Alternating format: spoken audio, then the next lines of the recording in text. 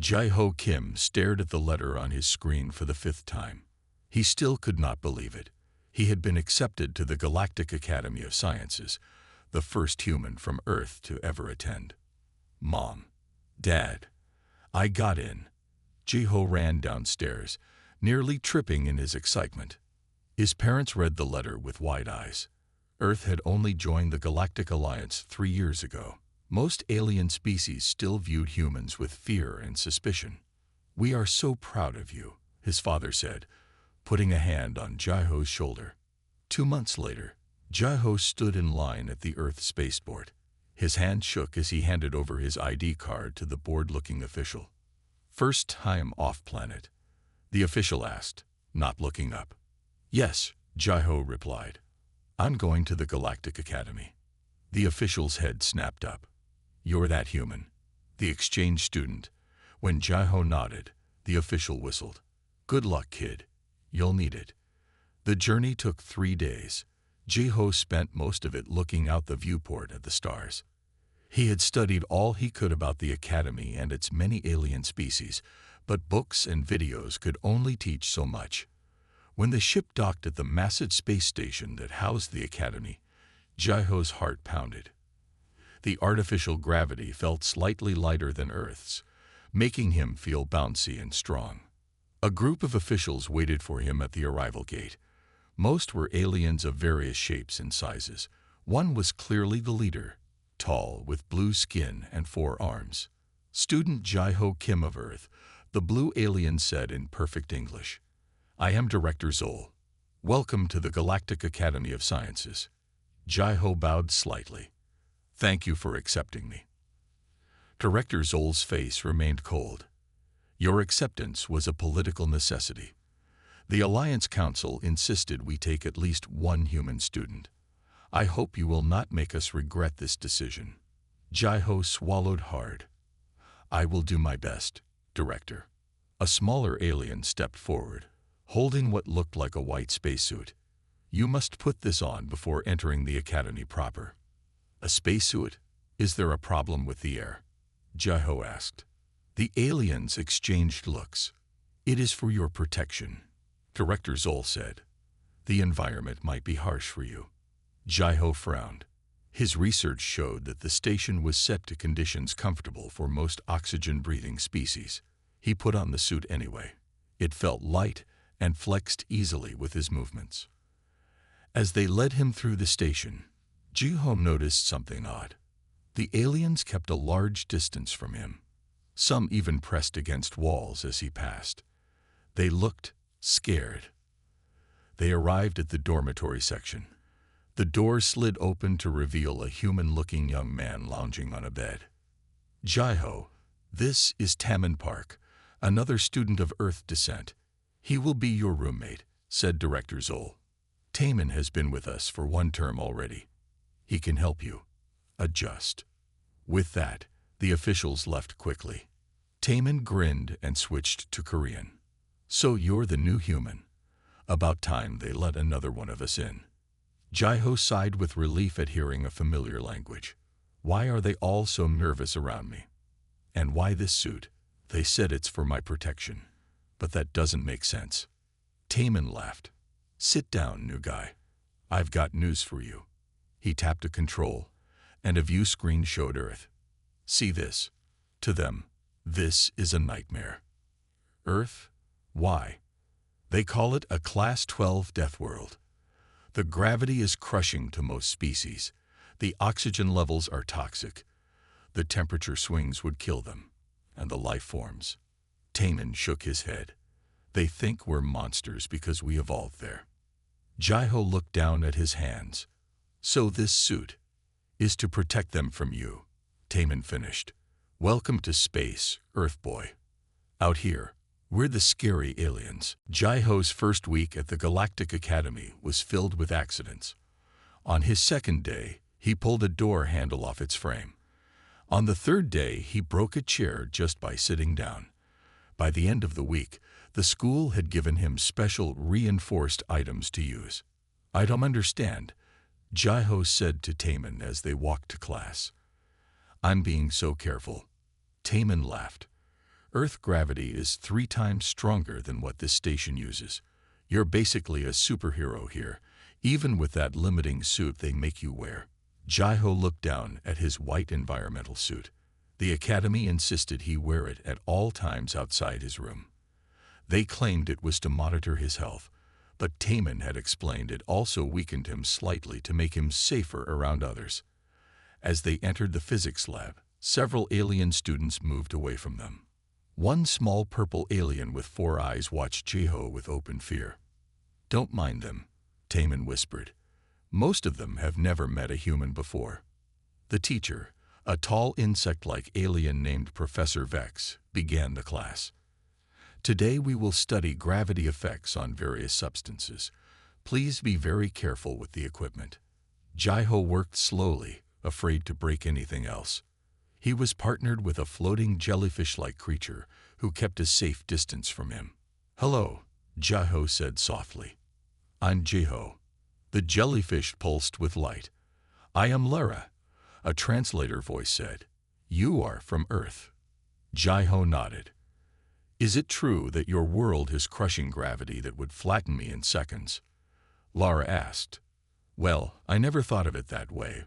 But yes, I guess it would be hard for you," Jai-Ho said. "Where are you from?" "My world is mostly ocean with very low gravity. We float freely." Lara moved closer, her curiosity overcoming her fear. "Is it true humans have a skeleton made of minerals inside their bodies?" Jai-Ho smiled. "Yes, we call them bones." "Fascinating. That must be how you survive such pressure." As they worked together, Jai-Ho noticed Lara was very smart. She understood physics in ways he had never considered. By the end of class, they were talking easily, and she seemed less afraid. In the dining hall later, Jai-Ho sat with Taman. The food was strange, nutrient pastes designed to be safe for many species. "How was your day?" Taman asked. "Better. I made a friend, I think. Her name is Lara."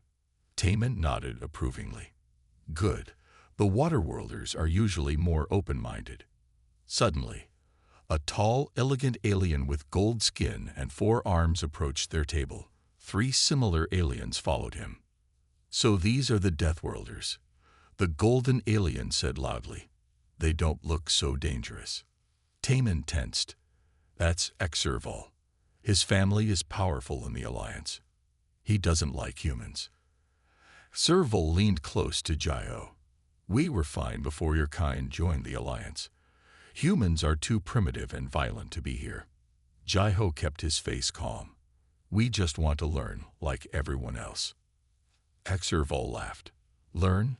What can dirt dwellers from a poison planet teach us? You should go back to Earth before you hurt someone." Jai-Ho felt his fists tighten but remembered Taman's warning. Never show anger. Aliens already thought humans were dangerous. "Let's go," Jai-Ho said to Taman. As they stood, Serval stuck out one of his 4 legs to trip Jai-Ho.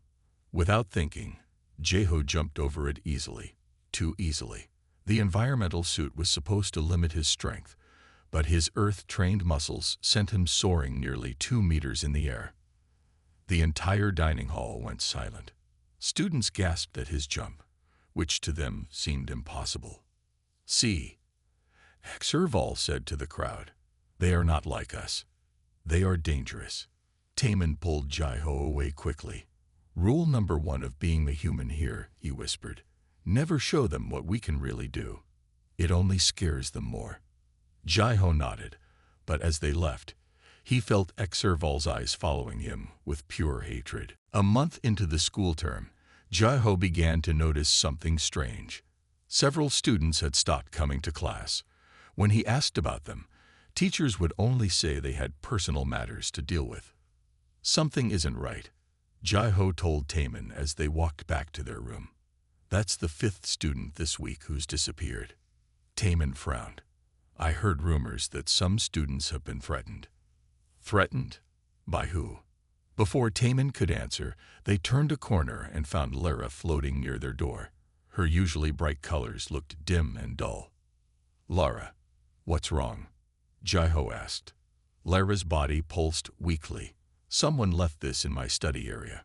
She held out a small device with one of her tendrils. Jai-Ho took it carefully.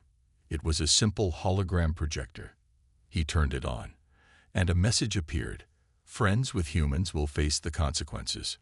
This is serious, Taman said. We should report it to Director Zoll. An hour later, they sat in Director Zoll's office. The blue-skinned alien examined the device with all four of his hands. Unfortunately, there is nothing I can do, Director Zoll finally said. There is no proof of who sent this message. But students are being threatened just for talking to us, Jai-Ho said. Director Zoll's face hardened. Perhaps if humans weren't so intimidating, other students wouldn't be concerned about their presence. That's not fair, Jai-Ho said, his voice rising slightly. Director Zoll flinched at Jai-Ho's tone. Please control your emotions, Human Kim. Your kind's intensity is precisely what worries others. After they left, Taman shook his head. The administration won't help. They're too afraid of political problems. Then we'll have to find out ourselves who's behind this, Jai-Ho said. The next day, Jai-Ho noticed Xerval and his friends watching Lara in the science lab. When Lara dropped a tool, one of Xerval's friends laughed loudly. I bet Xerval is involved, Jai-Ho whispered to Taman. Probably, but we need proof, Taman replied. After classes, Jai-Ho met with Lara in the library. She seemed nervous. Lara, do you know anything about Xerval's family? Jai-Ho asked. Lara's colors shifted to a deep blue. His father is on the Alliance Security Council. They believe humans should never have been allowed to join the Alliance. Why? They belong to a group called Purity of Space. They think species from dangerous planets will bring violence to the galaxy. As they talked, a small green alien approached their table. He had 4 arms, each ending in delicate fingers. Excuse me, he said quietly. I heard you talking about the threats. Jai-Ho tensed, ready for trouble. My name is Hyun, the alien continued. I'm from engineering. I received threats too, after I helped fix a human student's equipment. So there are more victims, Jai-Ho said. Hyun nodded.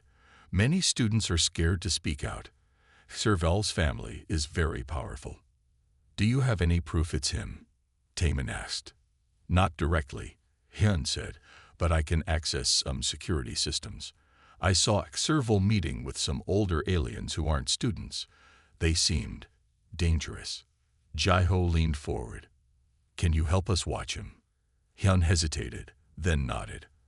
I can help with your environmental suit too. The limiters they put on it aren't fair to you. That would be amazing, Jai-Ho said. As they talked, none of them noticed a small drone hovering near the ceiling, recording everything they said. Later that night, Xerval watched the drone's footage in his private room. His golden skin glowed with anger. So the humans are investigating me, he said to the shadowy figure on his communication screen. What should we do? The shadow replied. Continue as planned. Soon, we will have our proof that humans are too dangerous to be in the academy. Then we can remove them all. Xerval smiled. Yes, father. The purity of space will succeed. Outside in the hallway, Taman had been passing by when he heard Xerval's voice. He stopped to listen, his eyes widening at what he heard. He needed to tell Jai-Ho immediately. They were in much more danger than they realized. Jai-Ho stood at the front of the physics classroom. All eyes were on him as he presented his project on gravity adaptations. Even Professor Vex seemed impressed. As you can see, species from high-gravity worlds developed stronger muscles and denser bones, Jai-Ho explained. This is why humans can seem strong compared to many Alliance species. When he finished, the class was silent for a moment, then burst into applause. Jai-Ho smiled with relief. For the first time, he felt accepted.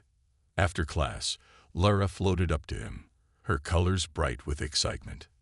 That was amazing. You made humans seem less scary and more scientific. Thanks, Jai-Ho said. I just want everyone to understand each other better. As they left the classroom, Jai-Ho spotted Exerval watching him from across the hall. The golden alien's 4 eyes narrowed. Later that day, Jai-Ho found Taman rushing toward him, looking worried.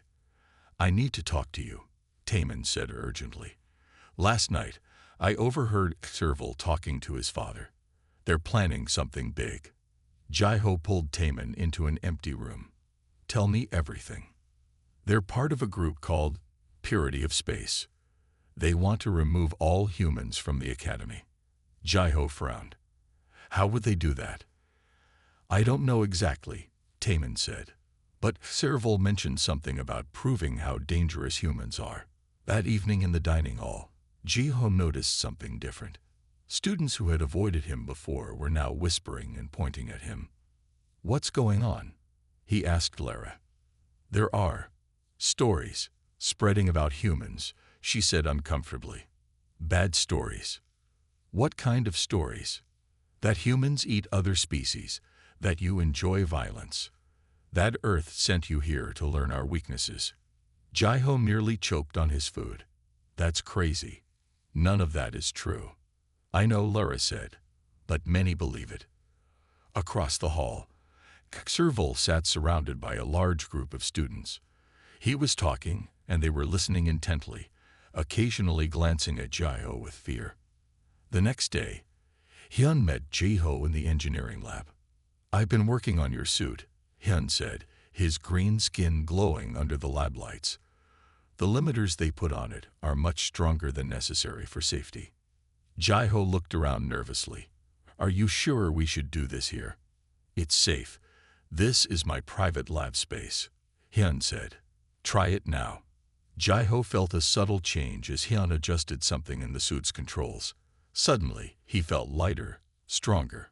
I only reduced the limiters by 20%, Hyun explained. Any more would be noticed. But it should help if you need it. Thank you, Jai-Ho said. But why are you helping me? Aren't you afraid of getting in trouble? Hyun's 4 arms worked quickly on the suit. My species looks weak, but we have survived many hardships. I judge others by their actions, not rumors. You have been kind. As Jai-Ho left the lab, he spotted Lara floating quickly toward him. Jai-Ho, something's happened to Taman.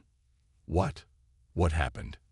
He was defending you in biology class when Serval challenged him. They argued, and now Taman is missing. He didn't come to his afternoon classes. Jai-Ho's heart raced. We need to find him.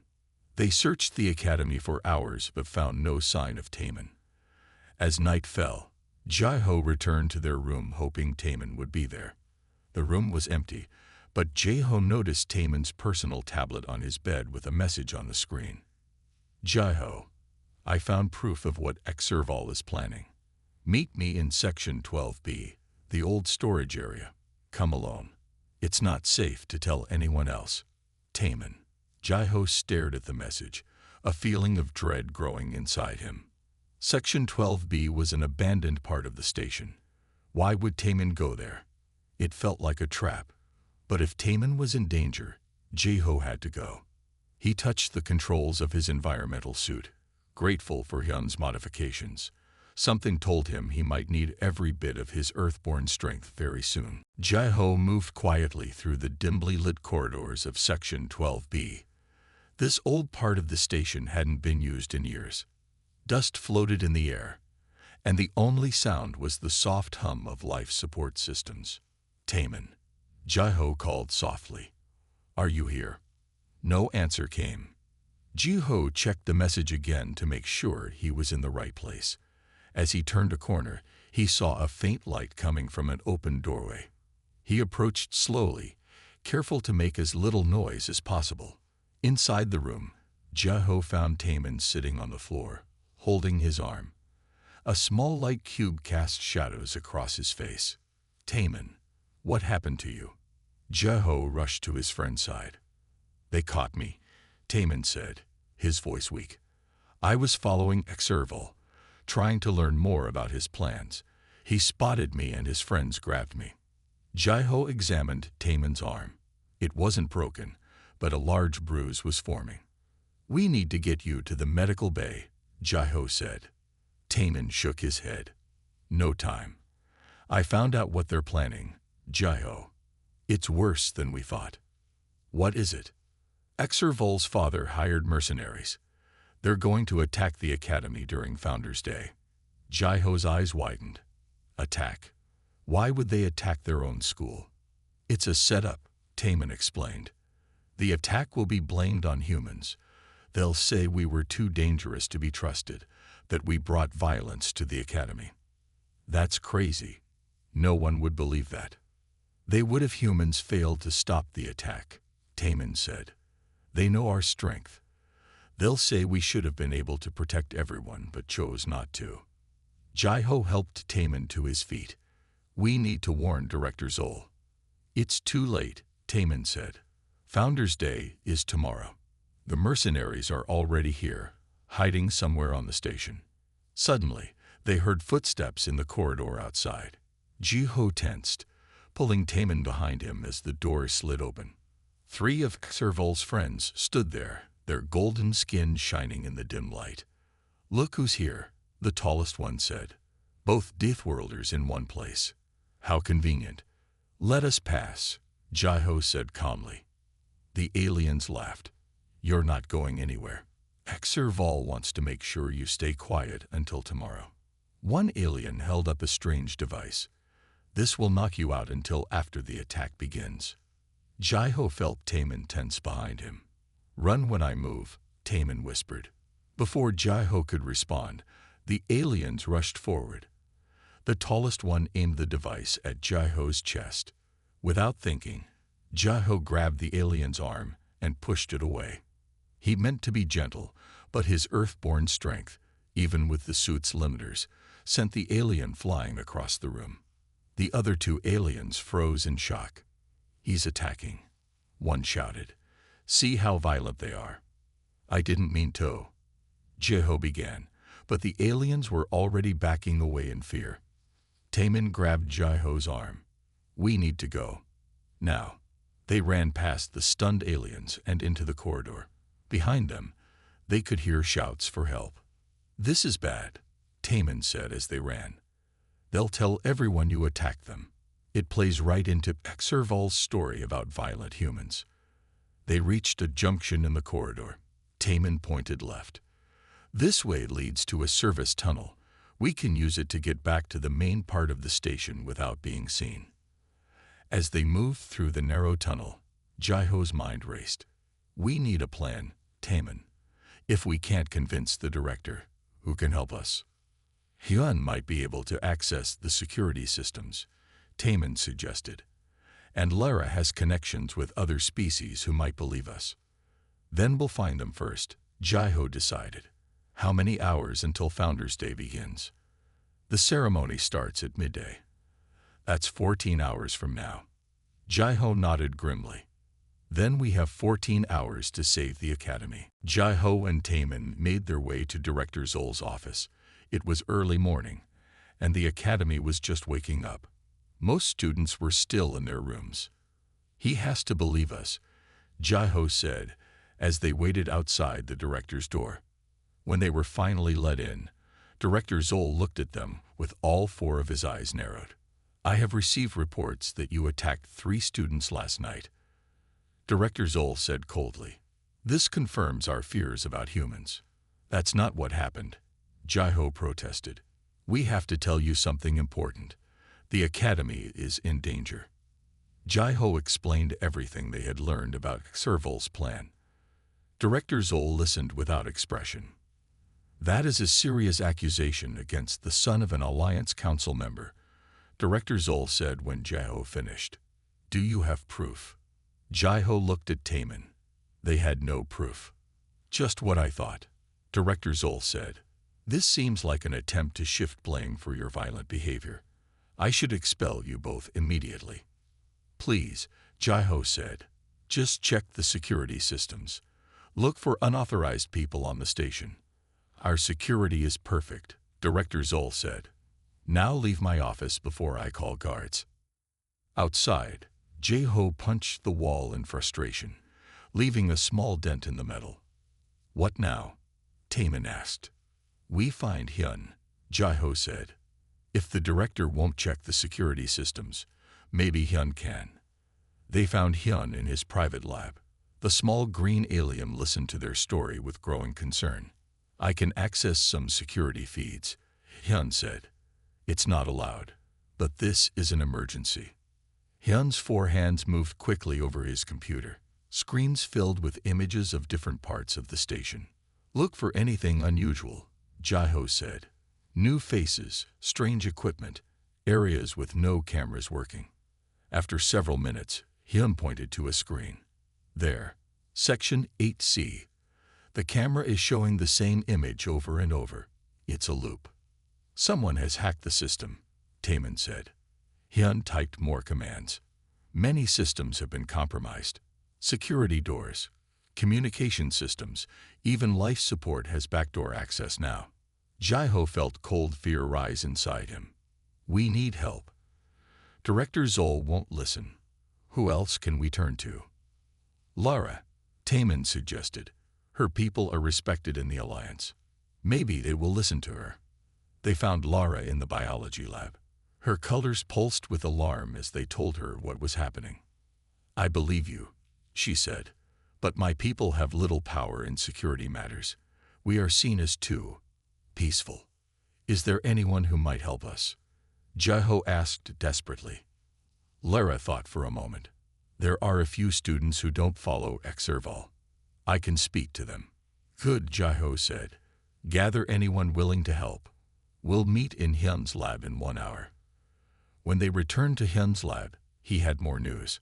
"I've identified 5 people on the station who aren't in any student or staff records," Hyun said, showing them images of tough-looking aliens.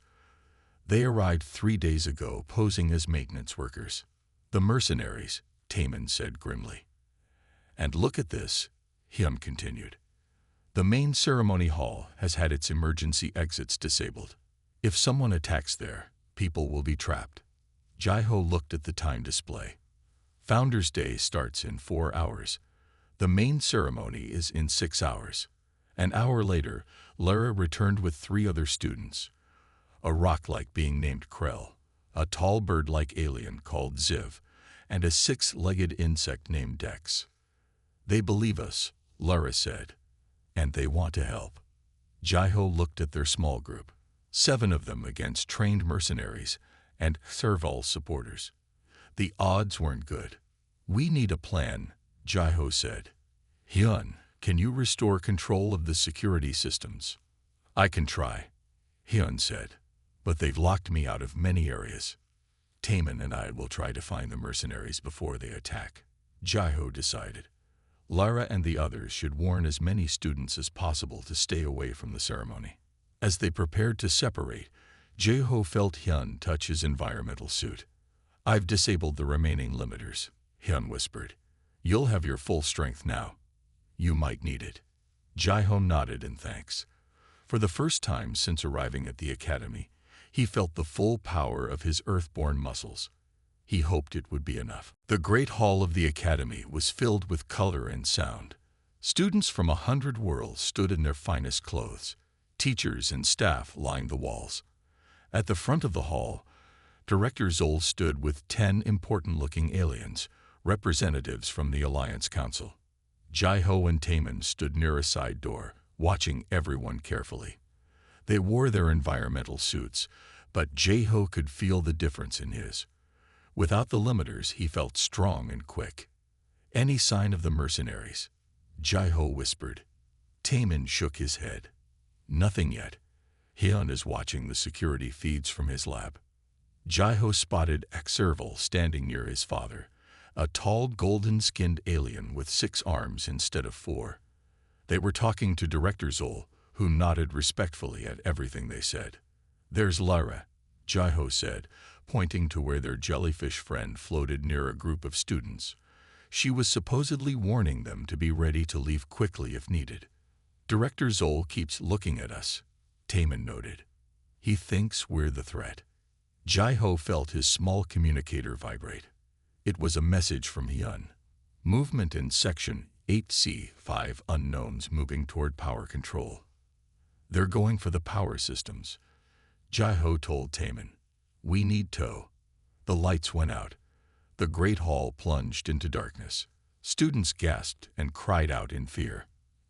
Emergency lights came on seconds later, casting an eerie red glow over everything. Director Zol's voice came over the speakers. Remain calm. This is a minor power issue. The ceremony will continue. Jai-ho's communicator vibrated again. Security doors disabled. Main entrances locked. They're heading to the Great Hall. We need to get people out now, Jai-ho said urgently. But before they could move, the main doors burst open. 5 large aliens entered, carrying weapons. They wore black armor and moved with military precision. Nobody move, shouted the leader, a massive reptilian being with scarred scales. This station is now under our control. Panic erupted. Students ran in all directions, but found the exits sealed. The delegates from the Alliance Council were surrounded by the mercenaries, who pointed weapons at them. What is the meaning of this? Director Zol demanded, his blue skin paling to gray. The mercenary leader laughed. Ask him, he said, pointing at Serval's father. All eyes turned to the tall golden alien, who stepped forward calmly. This is an intervention, he announced. The academy has been compromised by dangerous elements. He pointed directly at Jai-ho and Taemin. Deathworlders who should never have been allowed among civilized species. Serval joined his father. These humans have shown their violent nature repeatedly. Now they've brought their chaos here. Jai-ho couldn't believe what he was hearing. That's a lie. They arranged this attack themselves. Director Zol looked confused. Counselor Val, is this true? Did you bring these armed men here? For your protection. Serval's father said smoothly. The humans were planning something worse. We simply acted first. The mercenary leader moved to the center of the room. Everyone sit down on the floor. Council members come with us. He looked at Jai-ho and Taemin. Especially the humans. We have special plans for you. Jai-ho caught Taemin's eye and nodded slightly. They had planned for this. Taemin tapped his communicator 3 times, a signal to Hyun. Suddenly, all communicators in the room beeped at once. A message appeared on every screen. Evacuation alert. Proceed to emergency tunnels. This was not part of their plan. Jai-ho looked around in confusion as a new alarm began to sound. The mercenary leader looked equally confused. What's happening? Serval's father's face darkened with anger. Someone's overridden the systems. Behind one wall, a hidden door slid open, revealing a maintenance tunnel. Lara's voice called out, "This way! Quickly!" Students began rushing toward the tunnel as the mercenaries tried to maintain control. In the confusion, Jai-ho saw Serval slip away from his father's side. He was heading toward a different door with something in his hand. Taemin, Jai-ho said urgently, help Lara get everyone out. I need to follow Serval. Before Taemin could argue, Jai-ho was moving across the room, his earth-born muscles carrying him faster than any alien could match. Jai-ho raced through the dimly lit corridors, following Serval. With his environmental suit's limiters disabled, he moved with a speed that would have shocked the aliens who thought humans were slow and clumsy in their protective gear. Ahead, Serval turned a corner. Jai-ho heard the sound of a door sliding open. He reached the corner and peered around it carefully. 20 meters ahead, Serval was entering a room marked Central Control. The main computer core, Jai-ho whispered to himself. If Serval gained control of that, he could lock down the entire station. Jai-ho's communicator vibrated. A message from Hyun appeared. Most students evacuated. Mercenaries fighting security now. Where are you? Jai-ho quickly replied, following Serval to Central Control. He has something planned. He approached the control room door silently. It was slightly open. Through the gap, Jai-ho could see Serval working at the main console. The golden alien had connected a small device to the computer. Jai-Ho pushed the door open and stepped inside. "Stop right there, Exerval." Exerval spun around, his 4 eyes widening in surprise. "How did you find me?" "What are you doing?" Jai-Ho demanded, moving closer. Exerval smiled coldly. "Securing our future. This device will give my father complete control of the station. Then we can finally remove the human threat permanently." "The only threat here is you," Jai-Ho said. "You and your father brought mercenaries to attack your own school. A necessary sacrifice," Exerval replied. "Once humans are gone from the academy, all species will be safer." Jai-Ho noticed the device on the console was counting down. "What is that?" "Some kind of bomb." "Not a bomb. A lock," Exerval explained, sounding proud. "In 3 minutes it will seal all life support systems under our control. Anyone who opposes us will find their air supply limited." Horror-filled Jai-Ho.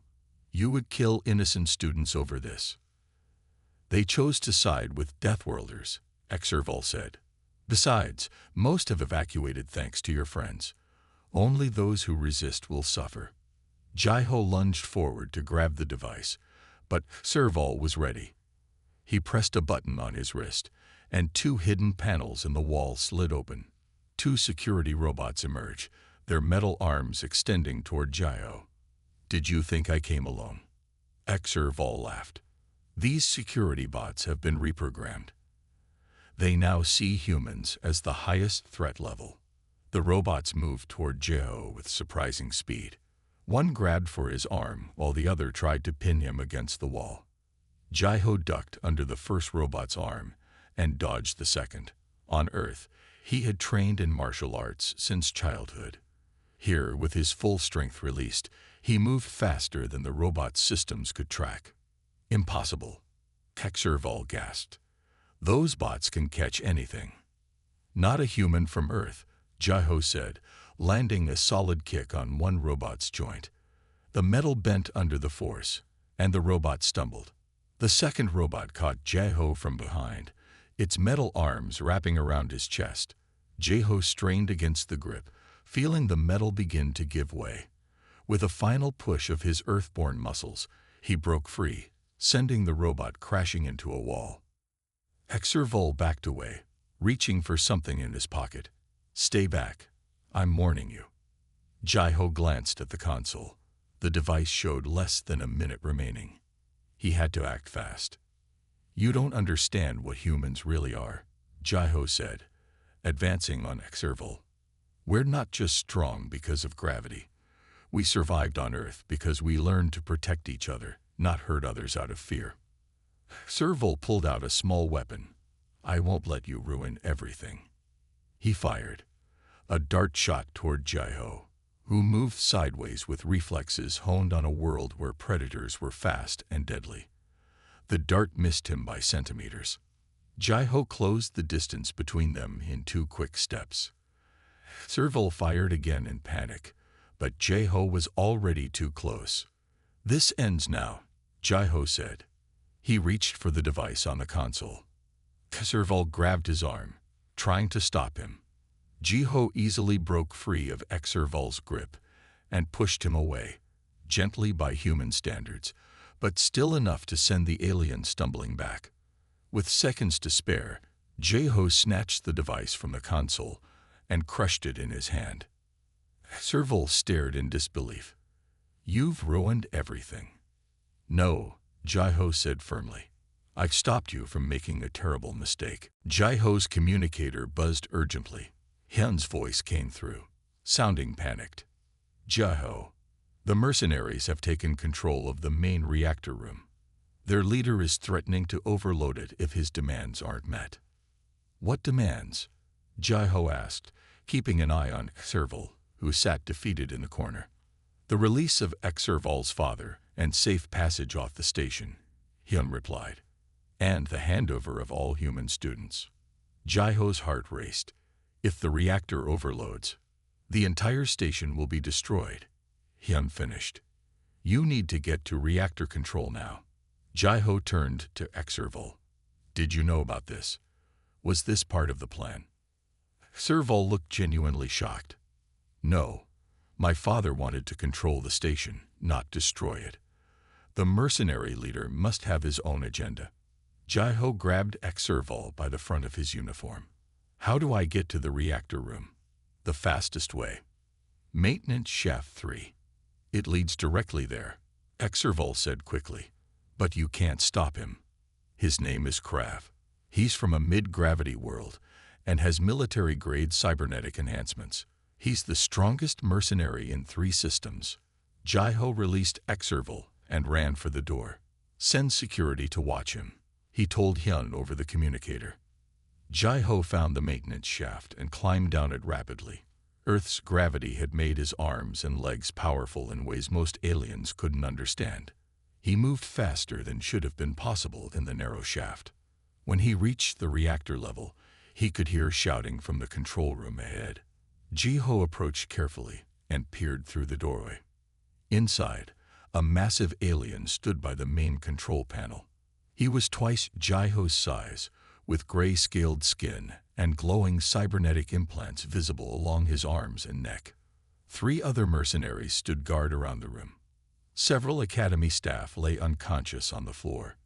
Your time is running out, the leader, Krav, was saying into a communicator. Give me what I want, or this station becomes space dust. Jai-Ho stepped into the doorway. Stop right now. All eyes turned to him.